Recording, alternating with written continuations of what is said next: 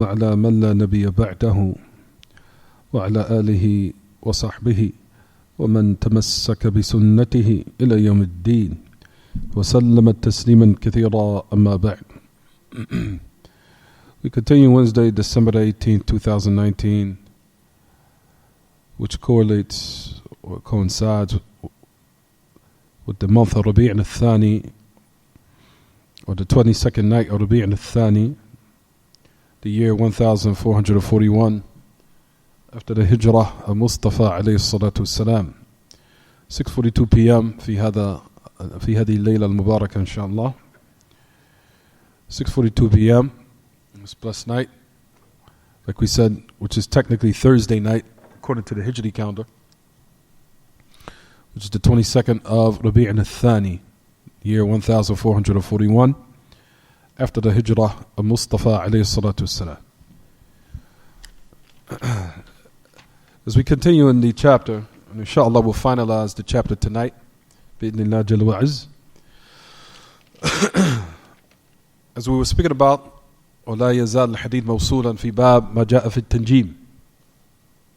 As the chapter is still connected with what the great Imam al-Shaykh Muhammad ibn Abdul Wahhab rahimahullah, what he put in the tremendous treatise of Kitaab At-Tawheed, elaborating on this affair of what monotheism is exactly, and the different types of polytheism, which not only is from the pearls of which this ummah has been plagued with, but is what has brought destruction upon the Muslims generally. But the only ones who have avoided these different types of disasters and calamities in the religion is Ahlul Sunnah wa Salafiyun, and those who traverse upon the correct path of what the Prophet ﷺ was upon and his companions. As we were speaking about, Ya Ma'ashal Ikhwa, as we were talking about the Athar of Qatada bin Da'am as-Sadusi, as you find that the great Imam Qatada, as we said in the book, last lesson, as we said, well, Imam al-Bukhari, he mentioned in his Sahih, ta'liqan, what was out the isnad, but he mentioned the one who narrated it, who was Qatada ibn Da'am as-Sadusi, rahimahullah. So he said, Qatada ibn Da'am as-Sadusi, that he said the purpose of why the stars were created was for those three affairs. For the first one, as we mentioned, we said what? خَلَقَ اللَّهُ النُّجُومِ لِثَلَاثٍ, that the stars were created for three. And he said, the first one is what, everyone? The first one is زِينَةً لِلسَّمَاءِ وَرُجُومًا لِلشَّيَاطِينِ وَعَلَامَاتٍ يُهْتَدَى بِهَا فَمَنْ تَأَوَّلَ غَيْرَ ذَلك فَقَدْ أَخْطَأَ وَأَضَاعَ نَصِيبَهُ وَتَكَلَّفَ مَا لَا عِلْمَ لَهُ بِهِ. To the end of it. As we said that this other, as what we mentioned last class, we said that Qatada ibn Da'am as-Sadusi, rahimahullah, those three affairs of why the stars were created, and we said that the first thing is for decoration of the heavens. And like we said, all of these affairs which were mentioned, this particular athar, which has been authentically reported upon Qatada ibn Da'am as-Sadusi, have all been confirmed in the book of Allah Ta'ala. So he says, زِينَةً لِلسَّمَاءِ وَرُجُومًا لِلشَّيَاطِينِ, decoration for the heavens, and as missiles to shoot down the shayateen. And we know that comes in the book of Allah Ta'ala, where Allah subhanahu wa ta'ala says in Surah Al-Mulk, وَزَيَّنَّا السَّمَاءَ الدُّنْيَا بِمَصَابِيحِ وَجَعَلْنَاهَا رُجُومًا لِلشَّيَاطِينِ.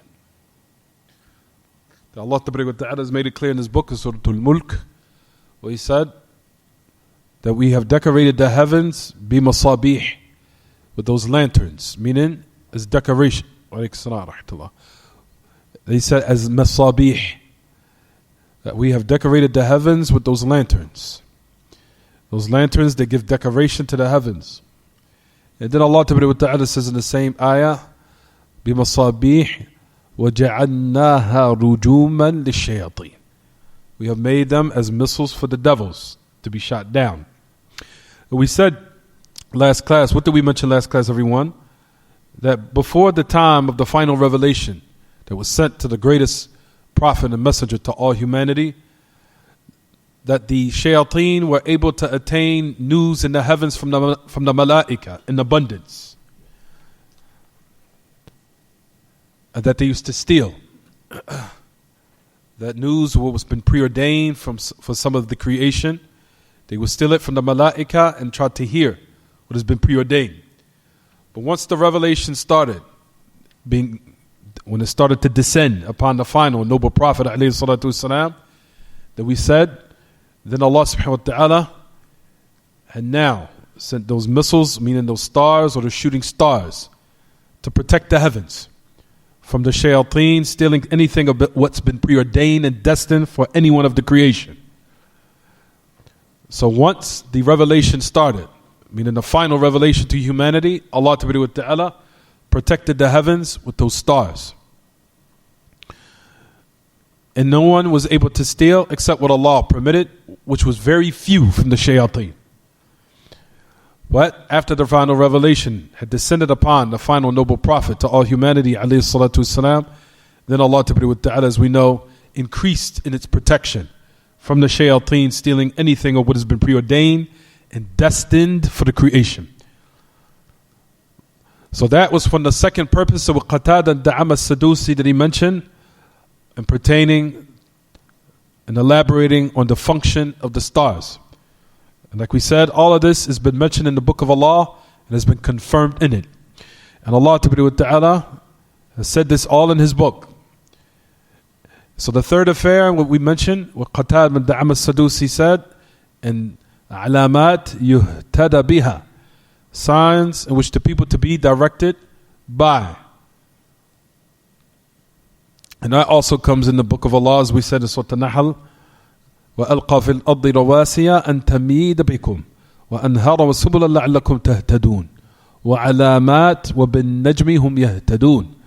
As Allah Ta'ala says in Surah An-Nahl, where He said, وَأَلْقَى فِي الْأَرْضِ رَوَاسِيَ أَن تَمِيدَ بِكُمْ وَأَنْهَارًا وَسُبُلًا لَعَلَّكُمْ تَهْتَدُونَ.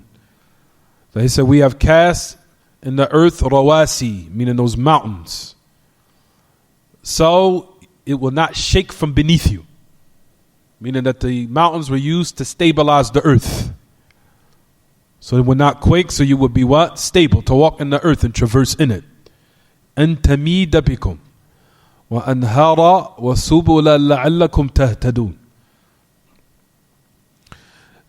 So those signs in the earth, from those mountains and those rivers and those pathways, so you could be properly guided, meaning in your travels and in the lands where you traverse about in them. وَعَلَامَاتٍ وَبِالنَّجْمِ هُمْ يَهْتَدُونَ. And then the signs of the heavens, in order for the travelers to be guided by. So you'll find that everything that Qatada ibn Da'am as-Sadusi rahimahullah that he mentioned has all been confirmed in the book of Allah and in the Sunnah of the Prophet ﷺ. And he said, whoever goes beyond that and exceeds those three things that have been mentioned, فَقَدْ أَخْطَأَ وَأَضَاعَ نَصِيبَهُ. Then he has erred and he has lost his portion. You'll find that the statement here meaning that he has fallen into kufr, depending on his belief or what is beyond that, which we'll talk about inshaAllah. And he has burdened himself with knowledge, he has burdened himself of what he has no knowledge of. وَتَكَلَّفَ مَا عِلْمَ لَهُ بِهِ. He has burdened himself with what he has no knowledge of. So the heavens have been what? Created for these three affairs, ya ma'ashal ikhwa. Nothing more, nothing less. And those who go beyond or exceed what has been mentioned have wasted their time and involved themselves in affairs in which Allah subhanahu wa ta'ala did not create the stars for it. For verily, one should restrict himself to what Allah and His Messenger have mentioned. These are the reasons of why the stars were made. No more, no less. Not for you to journey in the final frontier. As you'll find that people now want to involve themselves in wasting their time. Wasting their time. It's something that, and Allah knows best, they will never be able to even scratch the surface of within the lifetime or the lifespan of every human being. For one, ya ma'ashal ikhwa, if you'll find in this athar, as we said, all of this is connected with magic.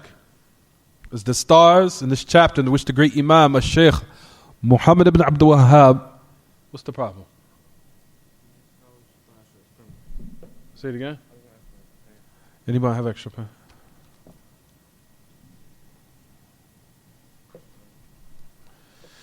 I'm telling you, everyone, don't worry. Children, you need a lot of tolerance and a lot of patience. Trust me. You cannot have short temper when raising children. You have to be very, very patient. All of us at one time did things that were irritating to our parents and to our elders and people who are grown up. We used to do things. None of us in here can say, I never did anything irritating.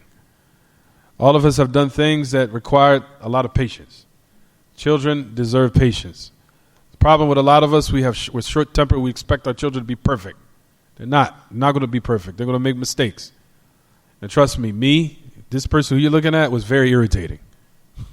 And I still am. You understand, everyone? So, I was very irritating with a lot of people and a lot of adults. So just as we, alhamdulillah, our parents and people who were fond of us and loved us had patience, we need to have patience with these children also. All right? طيب. So like we said, ya ma'ash al-ikhwa, so we mentioned this athar of Qatada. All three, what he mentioned, was confirmed in the Book of Allah. And that the great Imam that he mentioned this chapter, for what reason? Like we said, all of these matters and all these chapters, which we explain, all have a direct correlation with magic, all of it. You'll find, like we talked about the hadith, which we'll discuss inshaAllah again, where the Prophet ﷺ had mentioned about the one who acquires knowledge about the stars. من اقتسب شعبة من النجوم فقد اقتسب شعبة من السحر زاد ما زاد.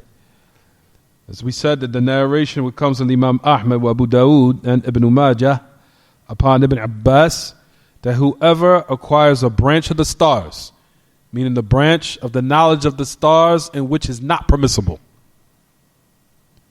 then one has attained or acquired a branch of magic.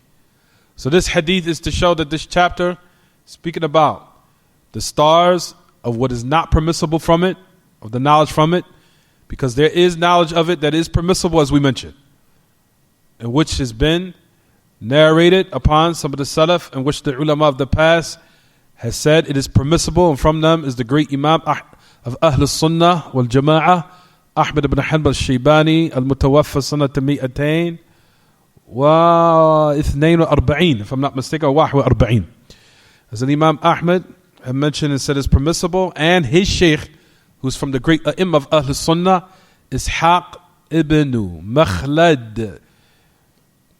Ishaq ibn Makhlad, and I think it's Ishaq ibn Ibrahim ibn Makhlad al-Hamdali al-Naysaburi, as known as Ibn Rahaway or Ibn Rahuya. As both of them are correct.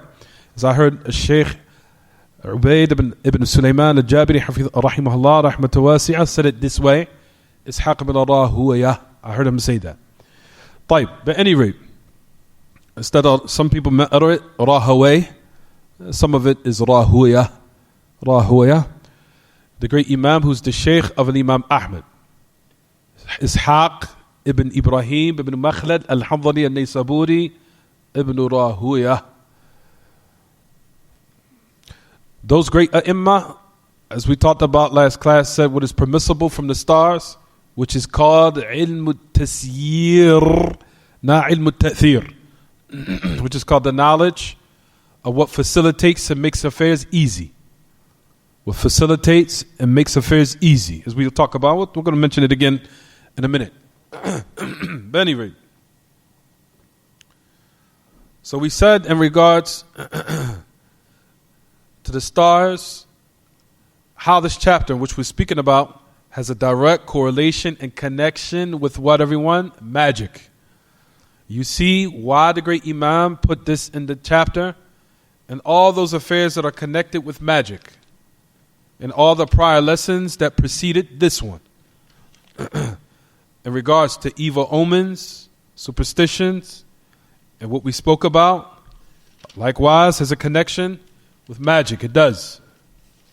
And also it came before that chapter, which is about ma ja'a fil kuhan, about those who involve themselves in predictions and to be able to have, as they claim, knowledge of the unseen. All of them, likewise, participate and partake in magic. A lot of these affairs are all connected with what? Affairs with magic. So tanjim, as we mentioned, is said, we said from those affairs that are permissible and from them that are not. And that's where we stopped that last lesson. طيب, all these narrations, in which the Prophet ﷺ also mentioned, it said about how these matters were going to come about in his ummah. That his ummah were going to start believing in certain beliefs that are evil, which is pertaining to the stars. Which you'll find another narration which comes on the authority of we're coming on the authority of Anas ibn Malik, what the Prophet ﷺ had mentioned and said, also the Imam al-Albani authenticated, where he said, أخاف على أمتي ثلاث حيف الأئمة وإيمانا بالنجوم وتكذيبا للقدر. It's a narration upon Anas ibn Malik radiyallahu anhu, and it is raised to the level of a sihha, of authenticity, by the great Imam al-Albani rahimahullah, that he mentioned and said, I'm afraid for my ummah three affairs. He said the oppression of the imams, the a'imma. From the a'imma, it can mean the a'imma from the leaders or the rulers and the scholars, meaning scholars that are astray, who are not upon what's correct. Hayful a'imma. And then he mentioned and said, the second the Prophet ﷺ mentioned, belief in the stars, meaning of what is not permissible from those evil beliefs and corruptive ideologies in which the people believe in regards to the stars. He said, imanan bin nujum, those corrupted ideologies and convictions in regards to the stars. And he said, those who belie the pre-divine decree of Allah and the destiny of Allah, takdeeban lil qadr. There will be those who belie the destiny and the divine decree of Allah. Sabr. You need sabr, patience. Sabr for the kids. طيب. So those are the three affairs that you'll find in this particular narration where the great Imam al-Albani authenticated. The authority of Anas ibn Malik radiyallahu anhu ardah. The Prophet ﷺ mentioned this narration where he said alayhi salatu wassalam, the point of the reference here in this narration is what, everyone? Where it says imanan bin nujum, that it will come about in his ummah that they will start having corrupted ideologies and beliefs in regards to the stars. And you see this today, especially with those who are involved in magic, who are partake in magic, that they believe in this type of what? These corruptive ideologies which has brought down the ummah and have made them far away from what is correct, and which as a result of it, the disgrace and humiliation from Allah descended upon the Muslims because of these corruptive ideologies. طيب. So that's what we mentioned in regards to what? This affair. If you look to what Qatada ibn Da'ama as-Sadusi also mentioned, as he talked about the affair of what they call manazil al-qamar. Manazil al-qamar. So that is the knowledge in which we spoke about and said from them, from the a'imma, who said that the manazil al-qamar, meaning the different types of what? The movements that the moon, that it moves in. Which I think, how they translate it in your books again, everyone? Manazil al-qamar. How do they translate it? How the moon orbits. How it moves. How it orbits. And that's not just for the moon. Also all the stars. For the manazil al-qamar. It said Kitaab al-Da'am al-Sadusi, that he said it was haram. As we said, karaha here is karahatun tahrimiyah. So karaha here is not karahat al-tanzih, it's karahat al-tahrim. So when Qatada, as we said that also the origin with the Salaf is that the word karaha the origins that necessitated what? Something being haram. That was the asl. Before the other hukum, or the other ruling of karaha, meaning that it was detested, came about. Which is correct, no doubt. It came a little bit on, or came a little bit later on. But the origin of the salaf, the meaning of karaha, or something being hated, or detestful, or disliked, the origin of that meaning is that it necessitated something being impermissible. As we mentioned last class. So here when Qatada says he hated it, it meant what? What did he mean, everyone? That he deemed it to be what? Or he believed it to be what? Haram. He believed that it was haram. Now, what you doing? Bring your book bag over here.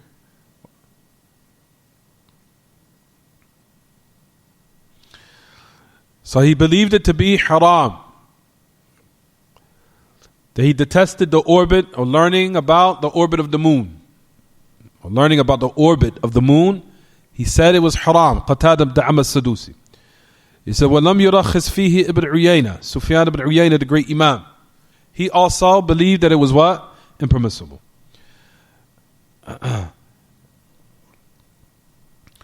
The great Imam Harb ibn Ismail al-Karmani, who was from the greatest students of Imam Ahmed, mentioned that he narrated upon Qatada ibn Da'am as-Sadusi and also the great Imam Sufyan ibn Uyayna. They said it was not what? Permissible. As we mentioned, right everyone? Did we mention that? Who narrated it? Harb. His name was Harb. Harb ibn Ismail al-Karmani, the great Imam. He died 280 after the Hijrah. Al-Mutawaffa sanata 280. Harb ibn Ismail al-Karmani was from the great students of Imam Ahmed. Min ajalli talamid al-Imam Ahmed. Harb ibn Ismail al-Karmani, al-Faqih. Did he mention something else? Harb ibn Ismail al-Karmani, what did he narrate upon? Al-Imam Ahmed. Did I say that upon Qatada ibn Da'ama? I'm sorry everyone. I meant upon Imam Ahmed. Correct that. Harb ibn Ismail al-Karmani narrated upon Imam Ahmed, because Imam Ahmed, he was from the students of Imam Ahmed. Harb ibn Ismail al-Karmani. Harb ibn Ismail al-Karmani also has a book in i'tiqad. He has a book in Aqidah. In fact, I have it in my library to show everyone after the class is over. Harb Ismail al-Karmani has a book in Aqidah. He has a book in Aqidah. And I'll bring it to everyone and show them after the class is over. طيب. Any rate, Harb Ismail al-Karmani narrated upon the great Imam Ahmed and the great Imam Ishaq ibn Rahawayh. Imam Ahmed ibn Hanbal al-Shaybani, Abu Abdullah, and also upon the Sheikh of Imam Ahmed, who's who, everyone? Ishaq ibn Rahawayh. What's Ishaq ibn Rahawayh's whole name? As we said, Ishaq ibn Ibrahim ibn Makhlad al-Hanzali al-Naysaburi. Abu Ayyub was his kunya, rahimahullah. Abu Ayyub. Ishaq ibn Ibrahim ibn Makhlad al-Hanzali al-Naysaburi, who was the Sheikh of Imam Ahmed. And which Imam Ahmed said about the great Imam Ishaq ibn Rahawayh, he said, Anni tas'al al-Ishaq. He said about his Sheikh, how great of his level of knowledge and how much respect he had for Ishaq ibn Rahawayh. He said, you are asking about Ishaq ibn Rahawayh? He said, ask Ishaq ibn Rahawayh about me. You need to ask him about me. Meaning, out of respect, you're saying you're going to ask me about his status? Which is to show how much reverence and respect he had for him. You're asking me about Ishaq, about his status? With the of the A'imma? You're asking me about his status? Which is to let you know how much respect and reverence Imam Ahmed had for Ishaq ibn Rahawayh. And like I said, I heard from Fadilat al-Walid, Shu'ubayd ibn Sulaiman al-Jabiri, that he mentioned and pronounce Ibn Rahawayh, Ibn Rahuyah. That you can pronounce it also that way. Is it clear what I'm saying, everyone? You'll find that those who narrate up. I may want to get too deep into this. To any rate, is it clear what I'm saying, everyone? طيب. They came with the narration that went against what Qatada ibn Da'am as-Sadusi and also Sufyan ibn Uyayna mentioned. They said it is what, everyone? permissible. It is permissible as long as it does not pertain to anything of what they call ilm al-ta'thir, the knowledge of saying that the stars have any type of effect on its existence in any type of way. Whether they for a person utilizes it to pertain, as a person utilizes it to predict certain things of happening, whether it be of good or evil, whether it be generally or specifically for anyone. As we said, meaning that the stars, based upon its position for this month, that this catastrophe is going to happen, or this disaster is going to happen, or that this drought will take place, or this floods will take place, because this star is in this position and is coupled with that star. So that means this event is going to take place. If a person does this, they have committed polytheism. Why? Because it's claiming to have knowledge of the unseen. And like we talked about in last class, that this was the belief of the people of Ibrahim, Khalil Rahman, alayhi wa ala nabiyina afdal as-salatu was-salam. That during the time of Ibrahim, Khalil Rahman, Abu al-Anbiya, that his fitna of his people was what, everyone? Was the Sabi'ah, in which they used to believe that the stars conduct in this existence. Is it clear what I'm saying, everyone? That was their fitna. And they say that the stars كانت تحدث الحوادث في الأرض استقلالا. That the stars, they're the ones that causes events to happen in the earth. That was the belief of the Sabi'ah during the time of Ibrahim, who was the people of Nimrud. That was their belief of Nimrud. Like we talked about, if you look in the ayat with Ibrahim, which especially in Surah Al-Baqarah, notice that Ibrahim said about the stars, he said when he seen that star rising, he said, "This is my Lord."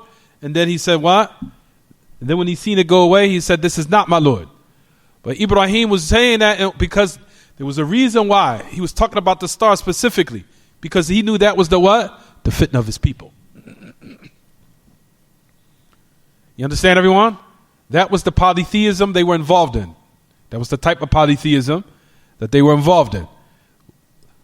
They used to believe that the stars conduct in this existence and make certain things happen of good and evil, of sickness or well-being, or well-being and health, or evil events or catastrophes or disasters, or good things such as fertilization, money and wealth and things of that nature. They used to believe that the stars conduct in all of these affairs of good and evil, and they used to make it happen. And they used to build high structures for the stars. How they used to what? Build high structures for the stars. You'll find that Al-Ilm said, كَانُوا يَبْنُونَ لَهَا الْهَيَاكِلِ, that they used to build high structures for the stars, glorifying them, and magnification and glorification of them. For verily that was the belief of the Sabi'ah, who were the people of Nimrud during the time of Khalil Rahman Ibrahim, alayhi wa ala nabiyina afdal as-salati wa tammu at-taslim. Is it clear what I'm saying, everyone? طيب. So that was the first thing in which we said, if a person has these type of beliefs, then their Islam is nullified. Right, Suhail? If a person believes that the stars make anything happen in this existence, and they control and administrate the affairs of this existence, or minister the affairs of this existence, their Islam is nullified. It's polytheism. We know that Allah subhanahu wa ta'ala is al-Khaliq al-Mudabbir al-Mutasarrif al-Kawn wahdahu la sharika lah. He is the one that is al-Khaliq al-Mudabbir al-Mutasarrif fil-Kawn. That we know that Allah ta'ala alone is the one who is the creator, and He's the one that administrates and conducts in this existence alone, of good and evil, no matter what it is. Good health, well-being, sicknesses, disasters, or time of fertilization and times of ease and enjoyment and delight. All these are in the hands of Allah Ta'ala, and He's the one that controls them, subhanahu. As we said last class, right, everyone? Right or wrong? طيب. The second, we said that the type of shirk as in regards to the stars, or what is not permissible, is what? What did we say last class? To say that the stars are the asbab, They are the reasons for why things happen. The first category, that they actually make it happen. The second one is to take them as a wasila or sabab, to take them as a reason for things happening. Like, for example, that this star being in this position in this particular time, it is the reason why such and such is taking place right now. As we talked about and gave numerous examples of this in last class, where we said, for example, that I'm a Sagittarius, and due to the fact that this particular star is coupled with this other star, then the Libra will not get along with the Capricorn, that they're going to bump heads and they're not going to have good dealings with each other. Meaning that they're not going to be what? They're not going to get along in this particular month, and their love life is going to be in turmoil. And all the other nonsense that they believe. A person would say, subhanAllah, but however we've seen astrologers or astrologists predict certain things happening about Sagittarius or Capricorn, and subhanAllah, they truly didn't get along in that particular time. We said, yes, this could happen because, number one, either because it just so happened to agree with the qadr of Allah. That's all. That what Allah preordained and destined, and it happened at a time where Allah subhanahu wa ta'ala destined for a certain affair to happen, and as a result of it, that particular time agreed with the qadr of Allah ta'ala. Or Allah subhanahu wa ta'ala allowed it to happen so you could be misled by that belief. That particular time where you seen that it did take place of what the so-called false ideologies of what the astrologers say, well, it did happen. That particular month, such and such happened. They said that a catastrophe was going to take place, it happened. Or some type of good happened, and it happened. Or in that particular month, me being a Sagittarius, they say that person is going to be very prominent and their business is going to be lucrative on that particular time, and it happened. Because my business, my wealth increased. So it must be true. We said, number one, either that happened at a time where Allah preordained that you were going to have a lot of provisions, or Allah subhanahu wa ta'ala allowed it to happen so you could be misled by it. So you could go further astray in that particular ideology or that evil, wicked ideology. And that Allah subhanahu wa ta'ala does this for people to be led astray by. You understand what I'm saying, everyone? Is it clear? Because I've heard people say this. They say, subhanAllah, I'm a Sagittarius in that particular month. My love life wasn't good. And they said that on the radio or said in the app in my phone that I wasn't going to have a good love life this month. And subhanAllah, if they say subhanAllah, they say that my particular love life was in turmoil. Then the month when they said it changed, it actually improved. You understand, everyone? So that is confirmed in the book of Allah. As we talked about before in the ayah, Allah subhanahu wa ta'ala says in his book, فَذَرْنِي وَمَنْ يُكَذِّبُ بِهَذَا الْحَدِيثِ سَنَسْتَدْرِجُهُمْ مِنْ حَيْثُ لَا يَعْلَمُونَ وَأُمْلِي لَهُمْ إِنَّ كَيْدِي مَتِينٌ. As Allah subhanahu wa ta'ala says in his book, he says, leave me for those who belie this hadith. They reject this revelation, this truth. We will set them up with a trap where they do not perceive. And we will give them what they want, meaning of good, and everything they expect to happen, we'll give that to them. Verily, my plot is strong. Verily, my plan is strong. Allah subhanahu wa ta'ala has made it clear that He is the one that will answer the dua of people who make polytheism with Him. He answers them so they can be led astray by their belief, as a test for them, to set them up with a trap. Is it clear what I'm saying, everyone? Because I in my own ears heard people say this. Well, I was a Sagittarius, or I was a Capricorn, or I was a Libra, or I was a Leo. And at that particular time, what those astrologers said happened. I didn't have a good love life for that particular month, or my business increased and provisions were better next month. SubhanAllah, it must be what? Correct. Or it must have some type of what? Accuracy in what they say, what they believe. And like we said, all of this is batil. Allah subhanahu wa ta'ala may preordain, rather He preordained subhanahu for these affairs to happen, and it just so happened to agree with the qadr in that particular time, or Allah subhanahu wa ta'ala allowed it to happen so you could be misled by it. Is it clear what I'm saying, everyone? Is it clear or is it not clear? طيب. So that was the second belief of the stars, is that you believe that the stars are sabab, a reason for things happening. And Allah subhanahu wa ta'ala did not make the stars a sabab, a reason for you to believe or to take as a method or some type of way to know that certain things are going to take place in the earth, or whether it be specifically or individually in your life. He did not use it, He did not create it for these purposes. Is it clear? He did not create the stars for these purposes. Is it clear? Is it not clear? What was the third thing as we mentioned? What was the third? Ahsant. That a person uses it in order to predict certain things of happening in the future. That such and such is going to take place based upon the position of the moon in this particular time, or the star in this particular position of the Little Dipper, that the Little Dipper is like this month, or that the stars are in this position this month, or they're making this type of movement, or the moon has made this type of movement, and what have you. Is it clear what I'm saying, everyone? If you ascribed it to the stars, then that also comes along with another affair, which we'll talk about next chapter. It's going to come, inshallah. All these affairs are impermissible. And all the A'imma have unanimously agreed that these type of affairs are muharram. All of them are impermissible, and it's not permissible for one to partake in any of these matters. It is highly prohibited and restricted that one indulges in any of these type of beliefs. Not only just indulging and believing in them, even learning them. Learning them for these purposes. And the Prophet ﷺ clearly mentioned and said, the more you increase the knowledge of these affairs, the more you increase in more magic. And the more you increase in it, the more you increase in more and more magic. Zad ma zad. The more you increase in learning it, the more you increase in learning more magic. If it's for these purposes. Is it clear what I'm saying, everyone?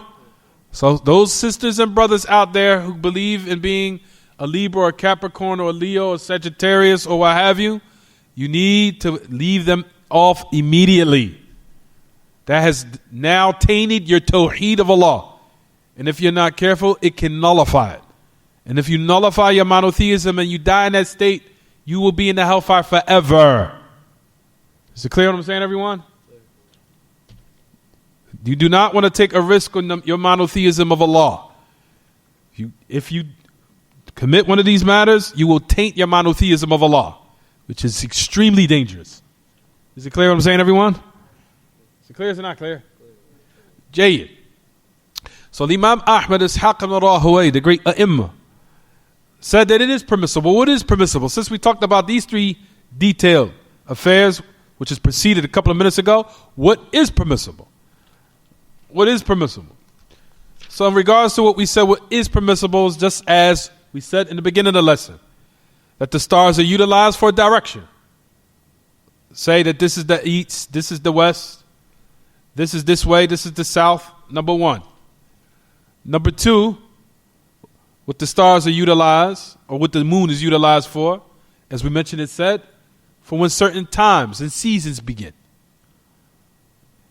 You understand, everyone? And especially those who are from the Ar-Razzaaq, al-Mutakhassisun fi hadha al-bab, al-Fallahun, wal-Sayyadun, مثلا, على سبيل المثال.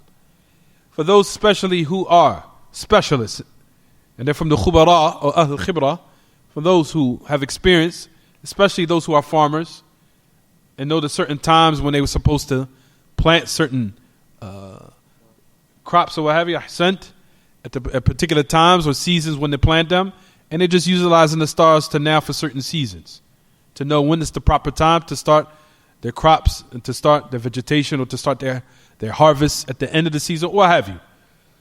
That type of knowledge is what? Permissible.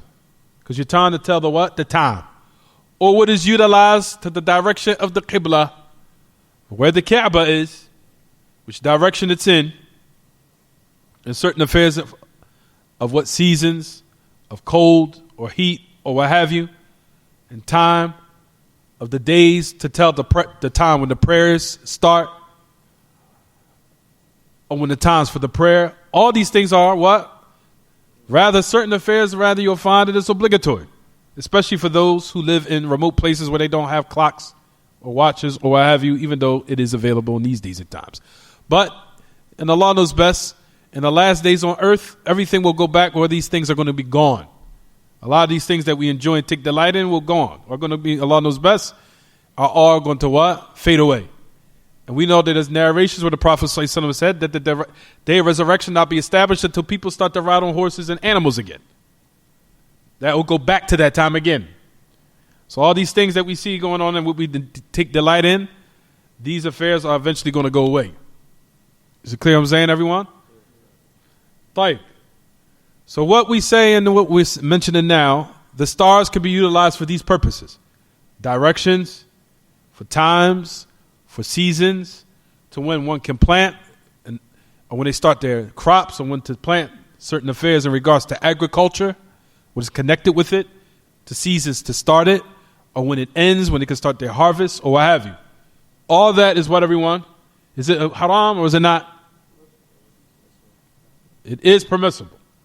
And that is what Ishaq ibn Rahawayh, Imam Ahmad speaking about as far as the orbit of the moon, if he's utilized for these purposes only. And from the A'imah who said it is permissible also from these days and times is the great Imam Salih ibn Fawzan ibn Abdullah al-Fawzan. And from them also is the great Imam Fadilatul Walid Ubayd ibn Sulaiman al-Jabiri, and other than them from the A'imah. And we'll read quickly what the great Imam Sheikh Salih Fawzan ibn Abdullah al-Fawzan mentions, or read it quickly.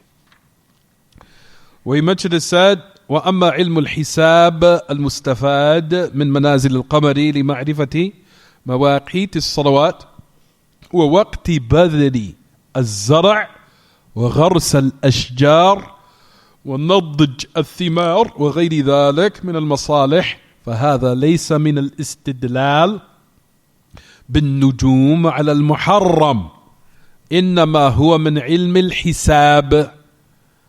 والله خلق الشمس والقمر للحساب. He says, as for knowledge of calculations that is benefited from the orbit of the moon, for example, of how it moves, in order to know the knowledge of the time for the prayers, mawaqit as-salawat, and in order to plant certain vegetation or crops or agriculture, or when to plant trees, or when crops become naldij. Naldij meaning that they reach their what? They matured. What do we say when they matured? When plants is, when they become ripe. Ahsantum. When they become ripe. When they become ripe. And other than that, of benefits. For verily this is from the type of not utilizing the stars for something impermissible. Rather, this is just merely what they call ilm al-hisab, of calculations.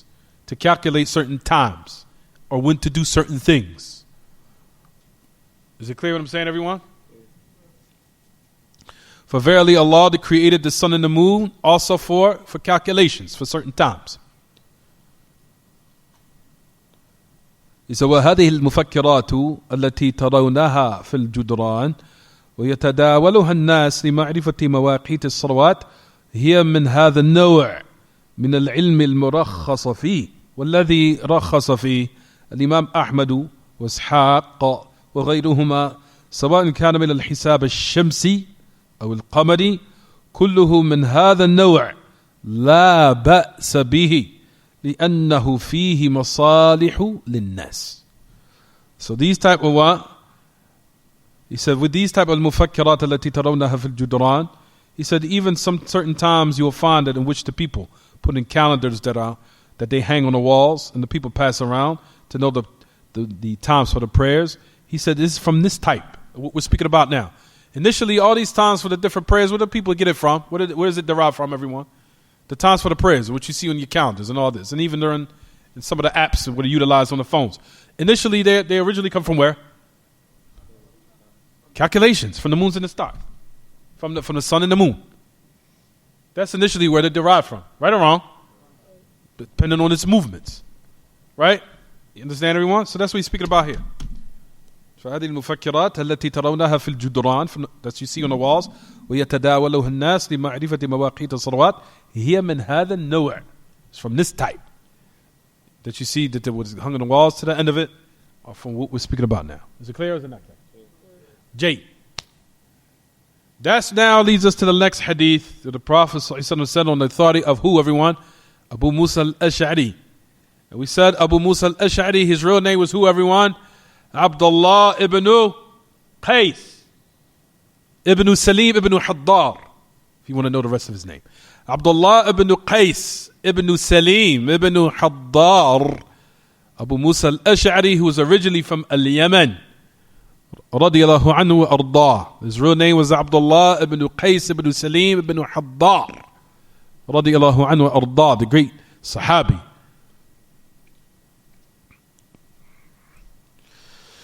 It was mentioned that the Prophet ﷺ said, ثلاثة لا يدخلون الجنة مدمن خمر وقاطع رحم ومصدق بالسحر.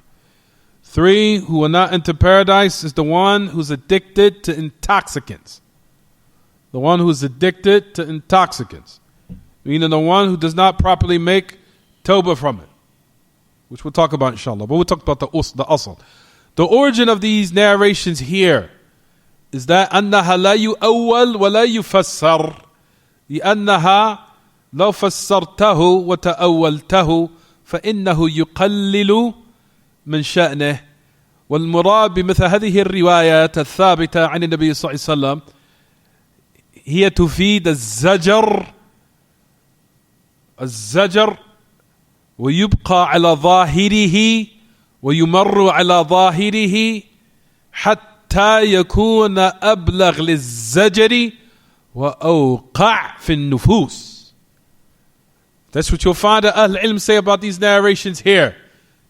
يمر على ظاهره فلا يفسر ولا يتأول لأنه يقلل من شأنه بل يبقى على ظاهره حتى يكون أبلغ للزجر وأوقع في النفوس. Is it clear what I'm saying? Is it not, everyone? I'll talk about the English. Don't worry about it. أنا أقصد الذين يفهمون العربية هل القصد واضح أم لا؟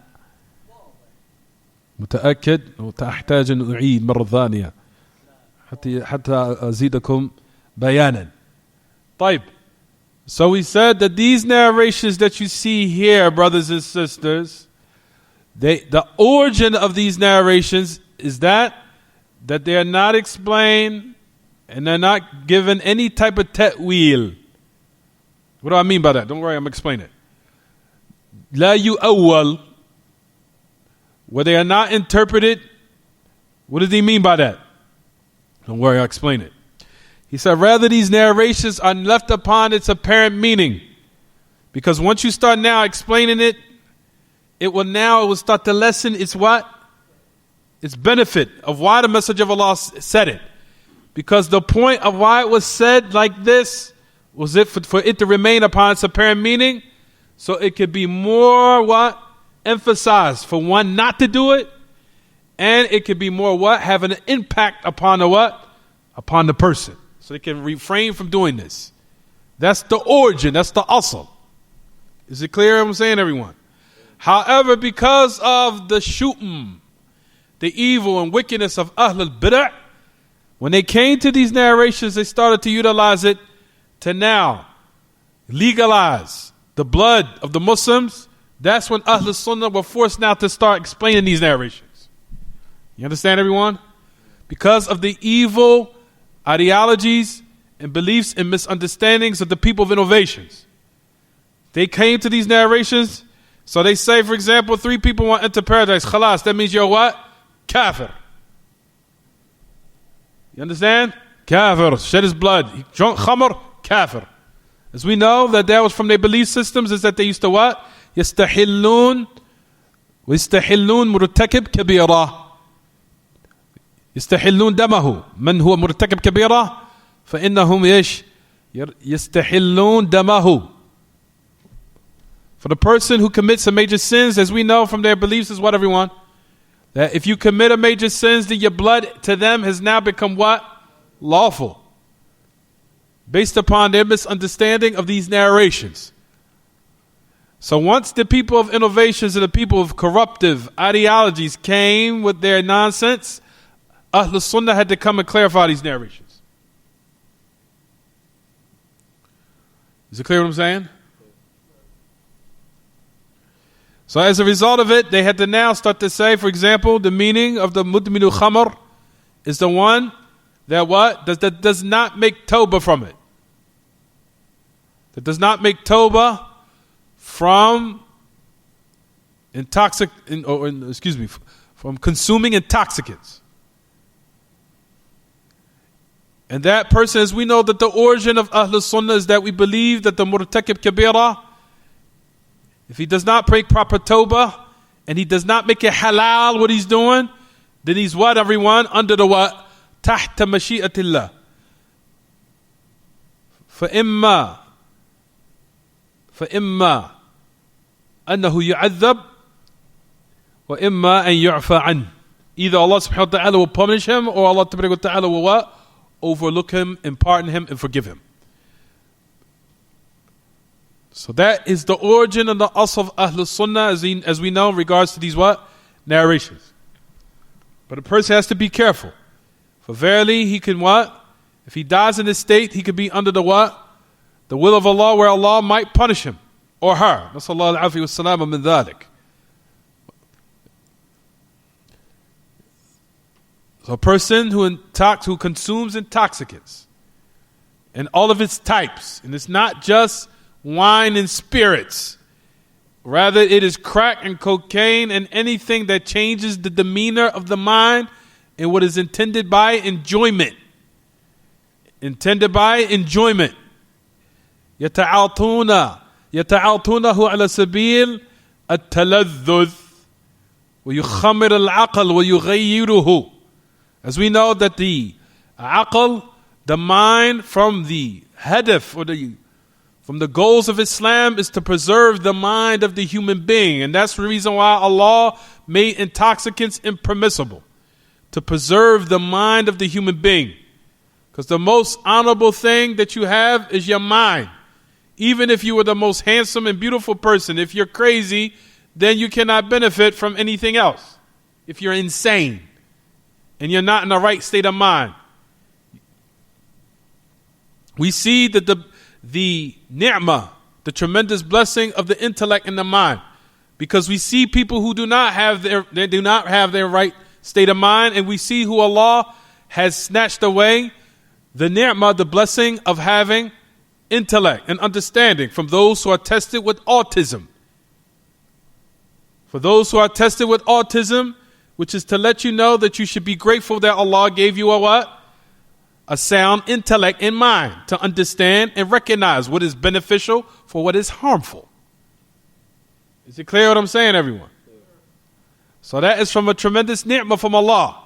And Allah subhanahu wa ta'ala did not just only give the human being that tremendous ni'mah, He also gave us ways to preserve it.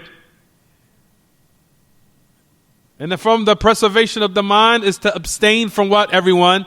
Consuming intoxicants. Because once you have now damaged your mind state, you cannot understand, you cannot fathom important affairs that you need to what? That you need to grasp its correct understanding. Rather, you إِذَا فَقَدَ عَقْلَهُ صَارَ أَحَطَّ مِنَ الْبَهِيمَةِ. If you was to lose your mind, you become more what? More low and deprived than an animal, or worse.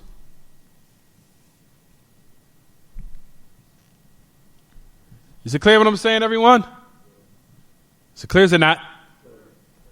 So you see from the beauty of Islam why Allah subhanahu wa ta'ala has made khamr impermissible. Why? Because Islam came for the preservation and the maintenance of the human mind, or maintaining the human mind and preservation of it. That's the reason why intoxicants has been made unlawful, and also selling it. طيب, as we know in Islam, the khamr was made impermissible in steps. The first one is that, you right? The first one is that one in the beginning of the revelation of Islam, that it started off as one could drink it and consume it in the beginning part of revelation. As long as they did not come near to the salat with it. I'll explain why, don't worry. That was the first step of intoxicants in Islam. يا أيها الذين آمنوا لا تقربوا الصلاة وأنتم سكارى حتى تعلموا ما تقولون ولا عابروا سبيل. You right?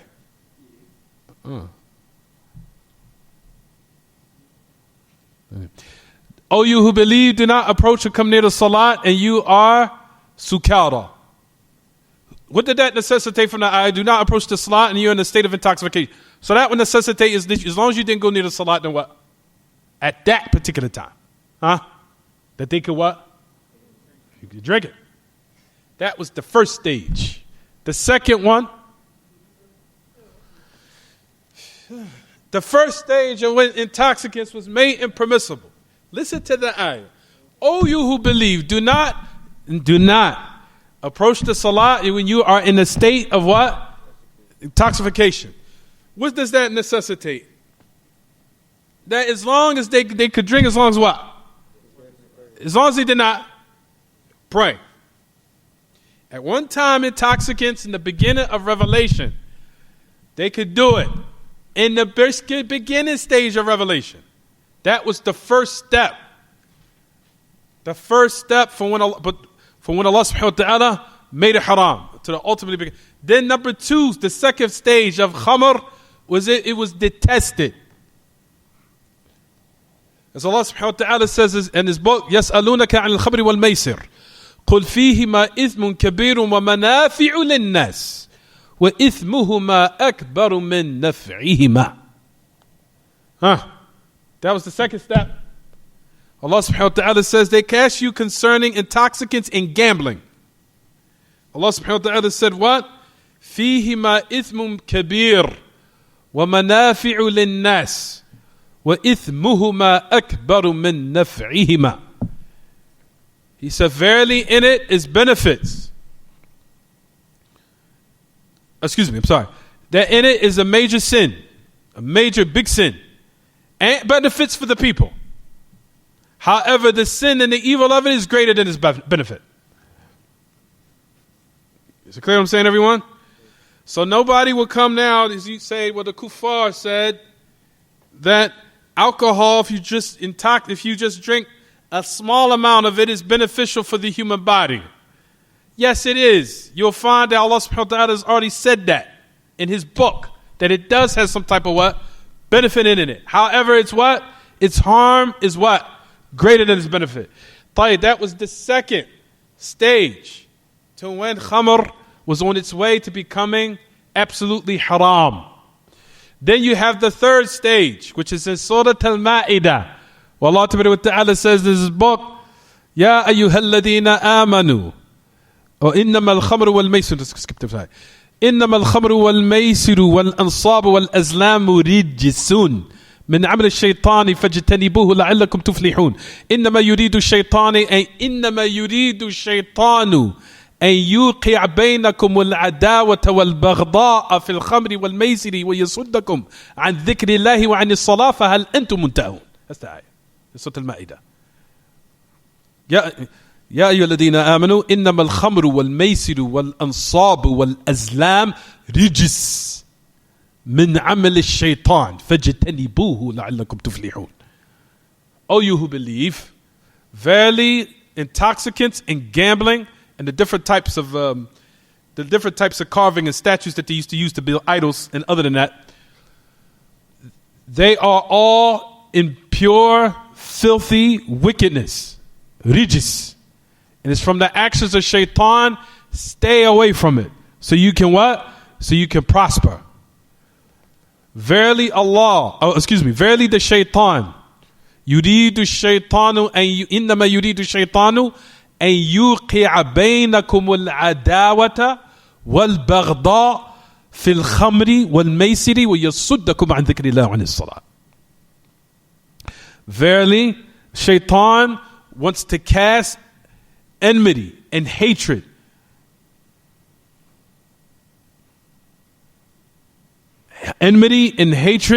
within yourselves, amongst yourselves, by gambling and intoxicants. And he wants to also take you away from the remembrance of Allah and from the prayer. So will you not refrain from doing it? طيب. So the third stage of khamr was haram, this was the last stage. Why was it now that the wahi descend in this manner? Due to the fact of what Aisha and our mother said and what Abdullah ibn Mas'ud said. Where they said, أول ما نزل من القرآن المفصل يعني الأمور المتعلقة بأصول الدين يعني التوحيد والعقيدة والأمور الآخرة والإيمان بالغيب والإيمان بالجنة والإيمان بالنار والإيمان بالقدر الأمور المتعلقة بأصول أساسيات هذا الدين. So as the first thing Abdullah ibn Mas'ud mentioned and said, the first thing that was revealed, especially in Mecca, what was the first thing that was revealed of the Kitaab al-Sunnah was Mufassal. The Mufassal was explained that everything in regards to the foundation of the religion, which is what is Tawheed, what is Sunnah, which is of course pertaining to Salawat, and no doubt, and everything pertaining, for example, of Iman, such as the angels, such as the prophets, such as the messengers, the belief in the Qadr, the belief in the hereafter, of the paradise, the hellfire, things of that nature. That was started with first, where Allah subhanahu wa ta'ala, His infinite wisdom, laid down, as you say, if you want to say for lack of better words, everyone, the groundwork. So when the rest of the ahkam was sent down, they embraced it wholeheartedly, without any what? Reluctancy. Is it clear? So the foundation was laid down. As soon as the ayat descended about khamr being haram, khalas, they had no hesitation in leaving it off. That's the reason why our mother Aisha mentioned and said, she said, وَلَوْ كَانَ أَوَّلَ مَا نَزَلَ مِنَ الْقُرْآنِ أن تدع الزنا لقلنا ما نترك الزنا أبدا ولو كان أول ما نزل من القرآن قال لا تشرب الخمر لقلنا لن ندع شربه أبدا. If it had been the first thing that was revealed from the Quran, which is leave off fornication, we would have said we would never leave it off. And if it was the first thing that was revealed from the Quran and said that leave off khamr, we would have said we would never leave it off. Is it clear what I'm saying, everyone? Is it clear or not clear? Huh? Exactly. The first thing you'll find a lot of the Muslims, as soon as they become shahada, you'll find Muslims say, that's haram, that's haram, that's haram, that's haram, that's haram, that's haram, that's haram. Khata. Teach them about the aqidah, of the sunnah, things of that nature. Teach them the asasiyat, how to pray properly, pertaining to the wudu, things of that nature. I've taught sisters in classes that have been Muslim for 3 or 4 or 5 years, and some of them didn't even know they were supposed to leave off the prayer during their mens. I've seen this before, and I've heard this. Is it clear what I'm saying, everyone? Teach them the aqidah, the tawheed of Allah. Then, of course, they have to really realize the affairs pertaining to tahara. That's also what's important. About how to make wudu, about tahara, purification, all these affairs. So you see the reason why khamr was made in stages. You see, everyone? Is it clear or is it not clear? طيب. But after the final stage, that khamr has been made haram. And like we said, everyone, weed, crack, cocaine, embalming fluid, whatever all the other nonsense that's out there, they're considered worse than regular intoxicants. They are the worst form of khamr. They are considered the worst form of khamr. Crack, cocaine, whatever they call it, whatever is out there. Heroin, what else is out there? Marijuana, all of it. What else is out there? Ecstasy, LSD. LSD is still out there? Sheesh. LSD, what they call them, mollies, acid, that's LSD, acid, embalming fluid. I heard they even now smoke embalming fluid. Embalming fluid, all of that nonsense is the worst form of khamr. It's the worst form. And the Prophet ﷺ said, the hadith which is Tirmidhi, when he thought Abdullah ibn Amr ibn al-As, من شرب الخمر فلن تقبل منه صلاة 40 ليلة. Mushrooms? You smoke them or eat them? Oh, they use it a lot to make a drug out of it. Yeah, it's a drug mushroom. A drug mushroom. Yeah. Don't just be specific, because it can't just say any mushroom. Some mushrooms you can eat. Shroom. Oh, that's what it's called? Oh, shrooms. Okay, those are mushrooms. I'm about to say, mushrooms, you can't eat mushrooms? That's Now psychiatrists, they're using it to treat mental illness. They're using drugs. It's known now. Well, now a lot of drugs have become halal. I mean, lawful for the kuffar. Excuse me. Such as now, weed now is khalas. It's done. It's easy. You can. Even the doctors even will give you a prescription for you to smoke it. Weed now is easily accessible. It's not even considered in a lot of states now. It's not considered illegal anymore. These are the days we're in now. And then you wonder why we have a bunch of people out there look like zombies outside. You understand? Walk up and down the street, people look like they've lost their mind. They look like absolute zombies in darkness. Taib. So these are the affairs of why you considered khamr to be what? Impermissible. We know the hadith of the Prophet ﷺ, whoever intoxicates or consumes intoxicants, his salat will not be accepted for 40 days or 40 nights. Yes, that narration is authentic. And we'll bring it later, the rest of the details of it. Taib. So the Prophet ﷺ said, the one who is addicted to khamr. The second one is the one who cuts and severs the ties of kinship with his family. Qati'u rahim. Qati'u rahim. Which is also from the beauty of Islam, that it also came to preserve people's families and their ties and their relationships with their families as much as possible. Except for what?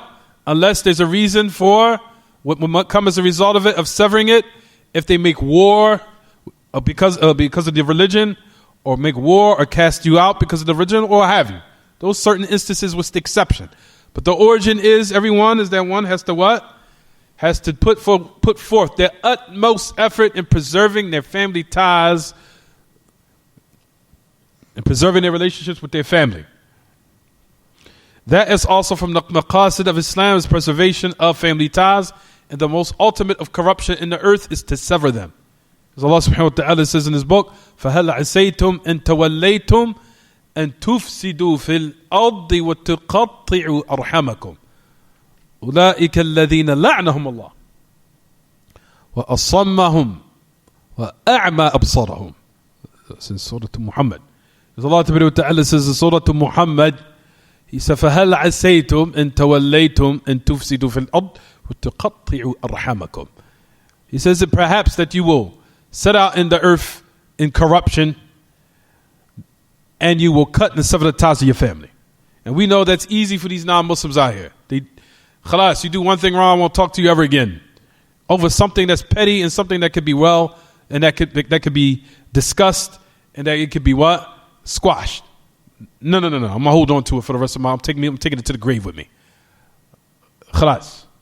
And we see here in America we have seen in America how this nonsense has polluted society. This is also from the reasons of why the society and the state of it has become what?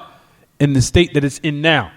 Because people really, truly, and then a lot of people from these non-Muslims do not care about their families. They don't care. Especially with fathers not caring about their children, and vice versa. Stop beating your nails. Is it clear what I'm saying, everyone? Taib. However, the Mawdi' al-Shahid, and we'll stop here, is where it says, everyone, the one who believes in magic. The one who believes in magic. The one who believes in magic. It's crazy because here in America, I've even heard foreigners who are non-Muslims. They would say, I've never seen the way people treat families the way they do here in America. He said, it's sad and it's strange. He said, I'll find a man or a mother or a child. He said, they'll be mad at their mom for about 5 to 10 years. The mother will be mad at the child for 3 years, 5 years, 8 years, 10 years. And you're like,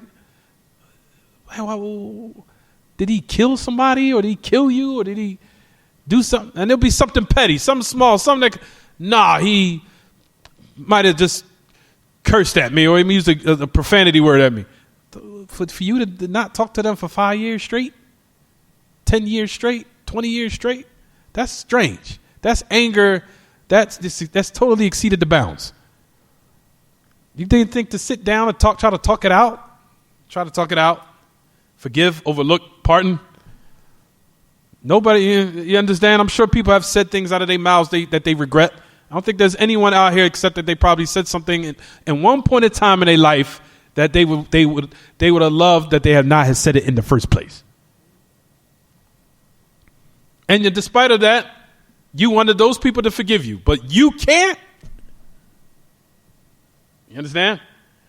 You want everyone to have mercy on you for your shortcomings, but everyone else is at your disposal when you feel that you want to forgive them. And that can, and Allah knows best when that would be 10, 20, 30 years or when they die.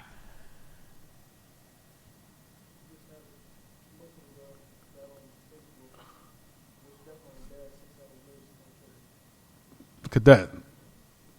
Muslim girls wished death on her father and he died six hours later. Now what you going to do? Stand everyone?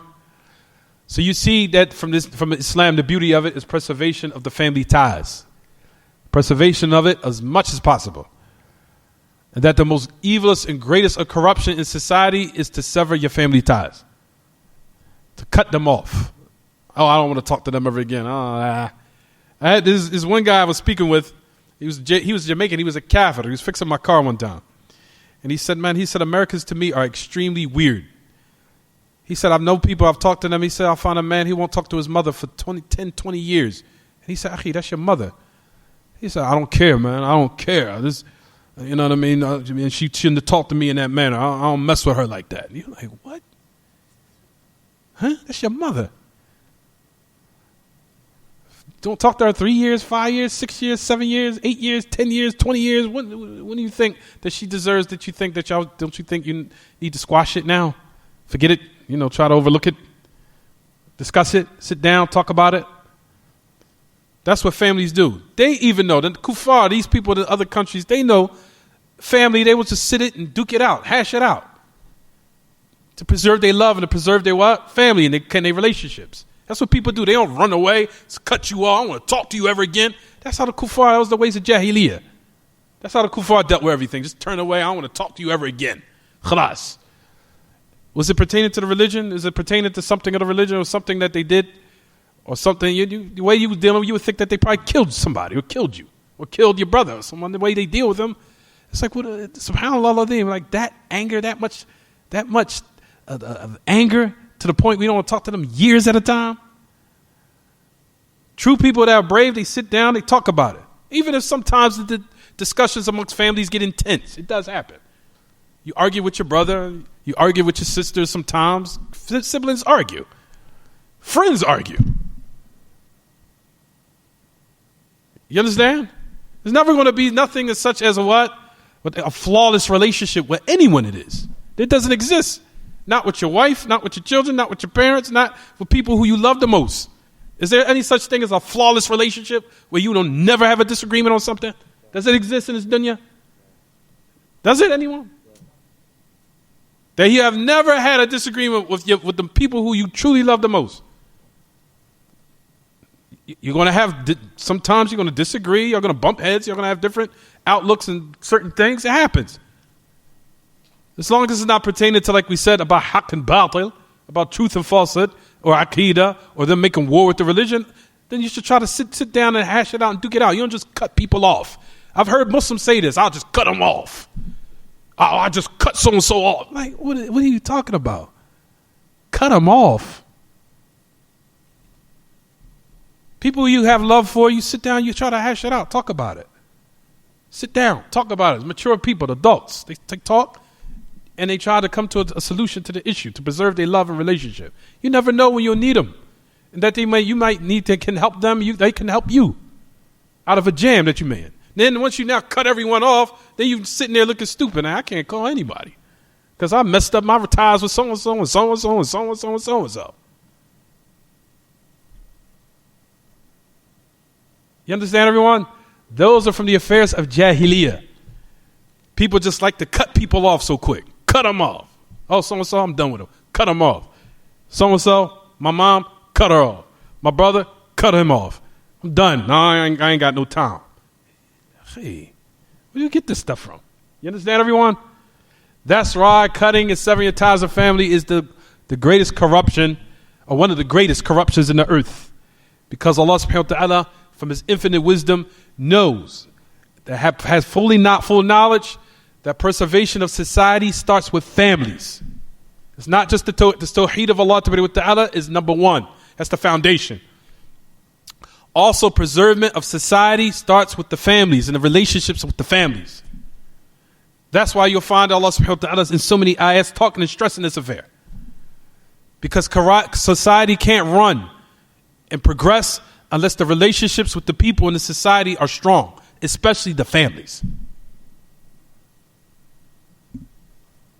Other than that, if there's chaos and turmoil amongst the relationships in the families, how is society going to ever progress? Absolutely, a regress. That's what you see now in this society here in America. That's what you see. That's the reason why it's in the state it's in, because of the shirk, of the polytheism. Number two, because the family structure is destroyed in the households. What comes as a result of it? Fornication, men going to jail, murders, killings, no respect for life. To the end of it.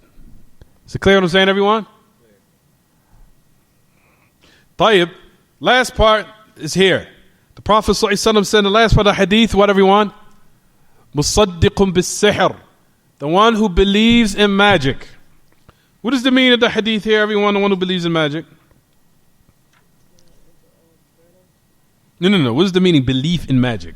Does it mean the existence of it? Jay, that's what I want to know. The one who believes in magic, does it mean because us, as alhamdulillah, we believe that it's magic does what, everyone? Exists. So is that the meaning of the hadith? No, it isn't. So what does it mean? Ahsant.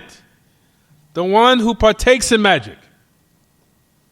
The one who partakes in it. Who practices it. Learns it.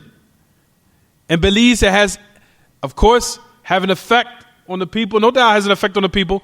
But we're talking about as far as using it to predict certain affairs.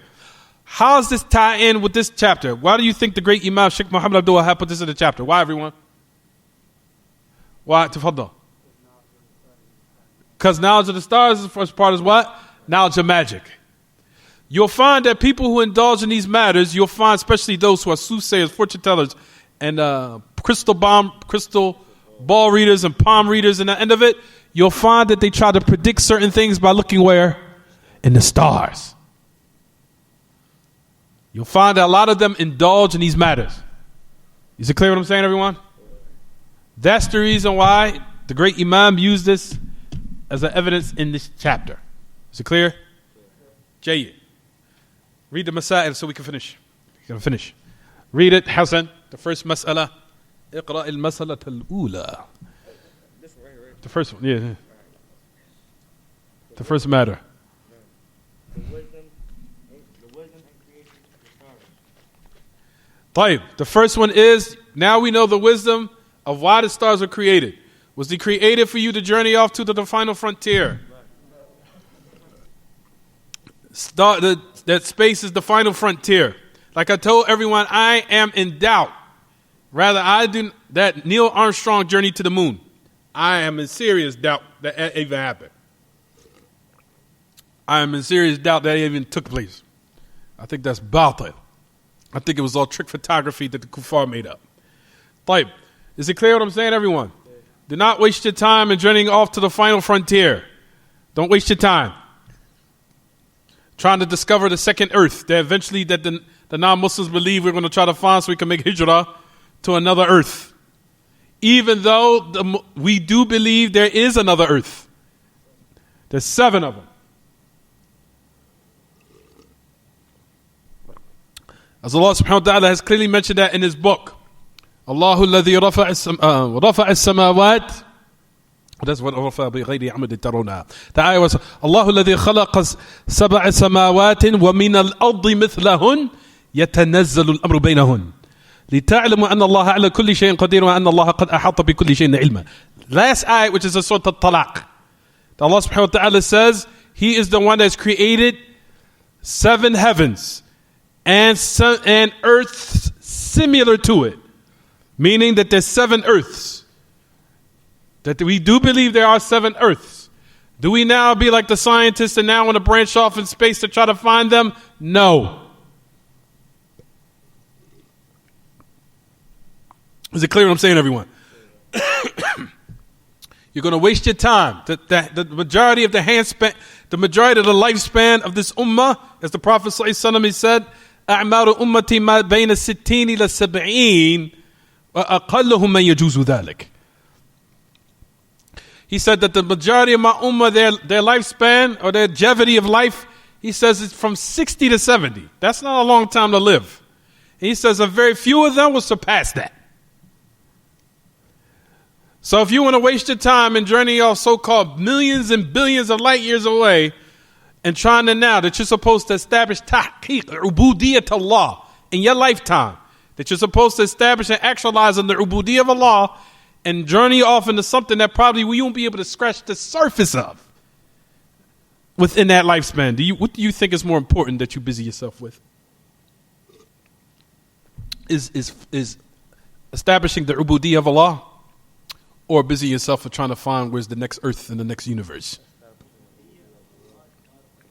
It's to establish the ubudiyyah of Allah. Is the most important, because that's what you was created for. Is you clear, everyone? Right, next masala. The reputation of whoever claims contrary to that. Jade. The second is, oh, here it is right here. What's not that many masail? The refutation of those who claim other than that. Jayid. The refutation against those who claim other than that, meaning that whoever exceeds those bounds, then of course, then they have now felling something impermissible. Number 3, Ahmed.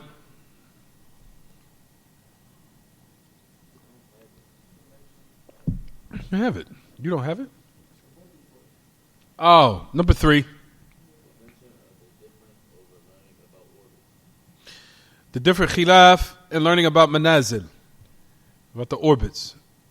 That's between who, everyone? Qatada, Sufyan bin Uyayna, and Imam Ahmad. We talked about that. What's the qawl rajih? What's the strongest opinion? Taib, next one, Bilal.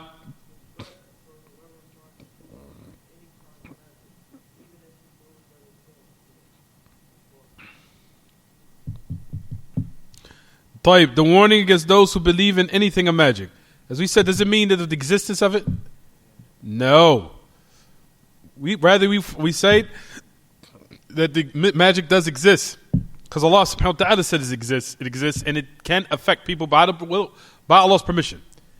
Allah subhanahu wa ta'ala said that in His book, in Surah Al-Baqarah, وَاتَّبَعُوا مَا تَتُلُ الشَّيَاطِينُ عَلَى مُلْكِ سُلَيْمَانَ واتبعوا ما تتلو الشياطين على ملك سليمان وما كفر سليمان ولكن الشياطين كفروا يعلمون الناس السحر وما أنزل على الملكين ببابل هاروت وماروت وما يعلمان من أحد حتى يقولا إنما نحن فتنة فلا تكفر فيتعلمون منهما ما يفرقون به بين المرء وزوجه وما هم بضارين به من أحد إلا بإذن الله ويتعلمون ما يضرهم ولا ينفعهم ولقد علموا لمن اشتراه ما له في الآخرة من خلاق ولبئس ما شروا به أنفسهم لو كانوا يعلمون. That's the ayah, Surah Al-Baqarah. Allah subhanahu wa ta'ala has clearly mentioned, affirmed that magic does exist and it does affect people, and it can affect people except and only by what? The permission of Allah. Is it clear, everyone? طيب, we'll stop here. So we finished. Is that the Masail? Is it? We're done. طيب. وصلى الله وسلم وبارك على نبينا محمد question وعلى آله وصحبه وسلم أن تشوشت عليه سبحانك اللهم بحمدك وأشهد أن لا إله إلا أنت أستغفرك وأتوب إليك. What's up, Ahmed?